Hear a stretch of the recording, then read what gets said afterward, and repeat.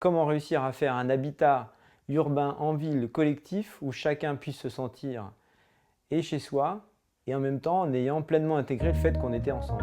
Il y a quand même une envie de construire autrement la ville et l'échange à l'autre.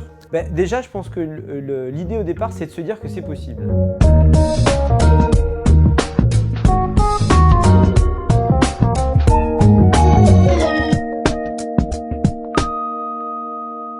On a une vraie volonté de construire la ville de demain de manière différente, avec beaucoup plus d'attention, beaucoup plus de qualité dans la vie du quotidien, dans la qualité des bâtiments, dans la qualité aussi des relations envers les uns et les autres sur un propre quartier.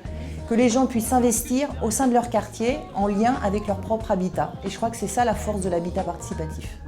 L'habitat participatif, en 3 mots, c'est des gens qui veulent habiter ensemble. C'est des gens qui créent leur habitat et qui vont ensuite habiter ensemble et avoir des espaces communs, des espaces mutualisés pour créer du lien. Nous, on sait faire, on a l'habitude de créer des projets immobiliers et eux, du coup, vont habiter dedans. Donc en fait, on inverse la démarche et en fait, on crée directement pour les habitants, ce qui est totalement original pour des gens comme nous. Pour que ça réussisse, il faut déjà qu'on ait un groupe qui préexiste. C'est très important, et là, en l'occurrence, les ruches, qui ait un maître d'ouvrage vraiment investi, et là, je crois que l'exemple de VHT est évident. Une volonté politique, la ville de Nantes, ça a été très clair, et puis un aménageur qui s'implique complètement dedans, la Samoa. Donc, une fois qu'on a rassemblé tous ces éléments d'une manière efficace, engagée, volontaire, ça a toutes les raisons de bien réussir. Le rôle de l'aménageur de l'urbanisme, c'est de rendre possible les choses et d'être dans des logiques d'amorçage. Ce qui est très intéressant dans cette approche que nous a proposée GHT et SNI, c'est que finalement, ces 15 familles, elles viennent créer une espèce de maisonnée qui va enrichir un ensemble plus grand. Et c'est vraiment ça l'originalité de ce projet. Et quand je dis originalité, c'est quelque chose qu'on aura envie sans doute de répéter sur nos opérations. Dépasser le cadre du logement et apporter des services et apporter un cadre de vie finalement dans un projet, c'est véritablement un projet de vie finalement qu'on conçoit plus que des bâtiments simplement.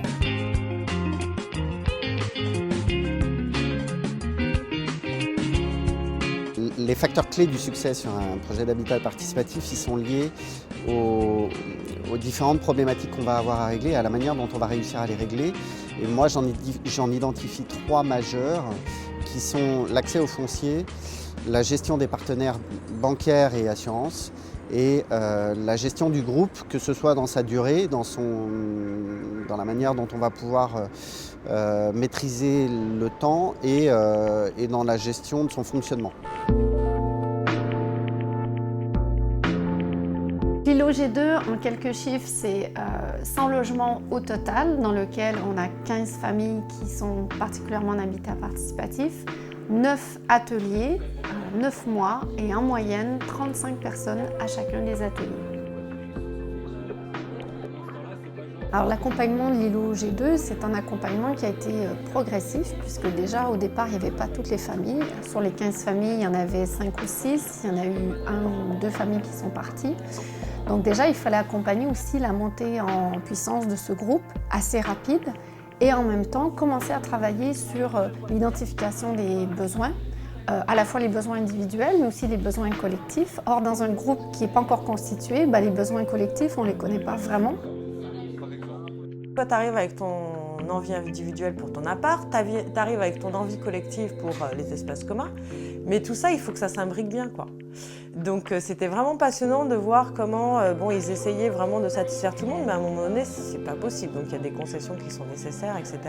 Ça, c'était vraiment d'être dans la boutique architecturale, c'était vraiment super intéressant. Nous, on est arrivé un peu dans pas la dernière vague, mais dans les derniers. Et donc du coup, il y avait aussi un écart entre ceux qui étaient là depuis longtemps, ils savaient un peu ce qu'ils attendaient du projet.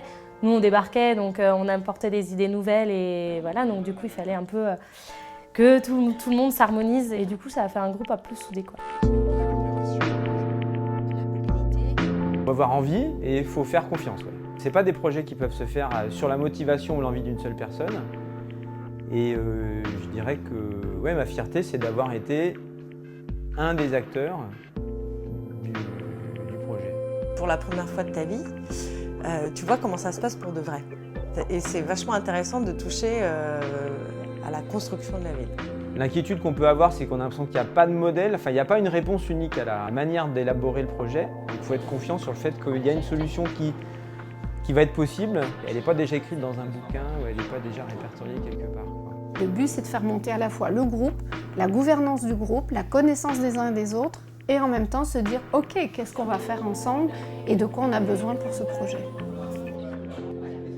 C'est une vraie expression de la demande des logements qui n'est pas forcément celle qu'on a d'habitude. C'est des processus qui pourraient donner l'impression d'être un petit peu plus longs, mais en l'occurrence, on a pu voir que sur ce projet, on prépare un permis en 9 mois, ce qui est la moyenne pour n'importe quelle autre opération, alors qu'il y a beaucoup d'a priori sur l'habitat participatif qui conduirait à des projets beaucoup plus longs.